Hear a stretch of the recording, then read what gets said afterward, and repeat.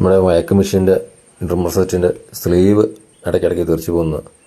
അതിനൊരു പരിഹാരം, നമ്മൾ സ്ലീവ് ഇടുമ്പോൾ ഇതുണ്ട്, ഈ സ്ലീവ് അതിലിടുമ്പോൾ ഒരു തുള്ളി പശ, അതായത് ഫ്ലെക്സ് കുക്കോ സൂപ്പർ കുക്കോ അങ്ങനെ ഏതെങ്കിലും ഒരു തുള്ളി പശ ഇട്ടിട്ട് വെക്കുവാണെങ്കിൽ അതങ്ങനെ പെട്ടെന്ന് തെറിച്ച് പോവുകയില്ല.